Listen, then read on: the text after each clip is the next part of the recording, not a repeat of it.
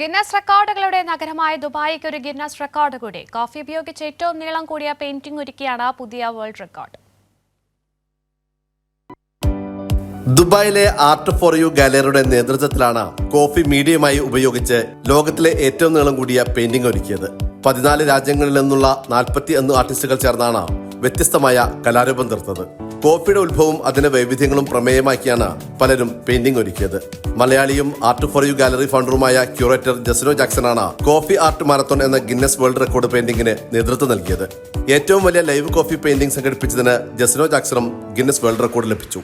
പല തീമിലും ഇഷ്ടമുള്ള ഇത് വരയ്ക്കായിരുന്നു. പക്ഷേ യൂസ് ചെയ്യുന്ന മീഡിയം കോഫി ആയിരിക്കണം. കാരണം സസ്റ്റൈനബിലിറ്റി എന്നുള്ള ഒരു കോൺസെപ്റ്റും ഉണ്ട്. ഇയർ ഓഫ് സസ്റ്റൈനബിലിറ്റി നമ്മൾ കണ്ടിന്യൂ ചെയ്യുന്നത് കൊണ്ടും നമ്മൾ ആ ഒരു കോൺസെപ്റ്റ് കണ്ടിന്യൂ ചെയ്തു.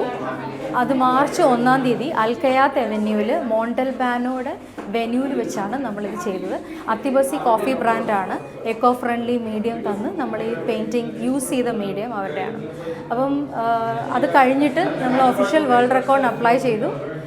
അവർ അപ്രൂവ് ചെയ്തു. വളരെ ഇന്നോവേറ്റീവ് ആയിട്ടുള്ള ഒരു അപ്രോച്ച് ആയതുകൊണ്ട് അവർ 2 റെക്കോർഡ് ടൈറ്റിലാണ് നമുക്ക് റിസീവ് ചെയ്തത്. 1 is longest live painting with coffee, അതാണ് മെയിൻ റെക്കോർഡ് ടൈറ്റിൽ. എന്നിട്ട് 41 ആർട്ടിസ്റ്റിന് അവരുടെ സർട്ടിഫിക്കറ്റ്സും പാർട്ടിസിപ്പേറ്റ് ആയിട്ടുള്ള.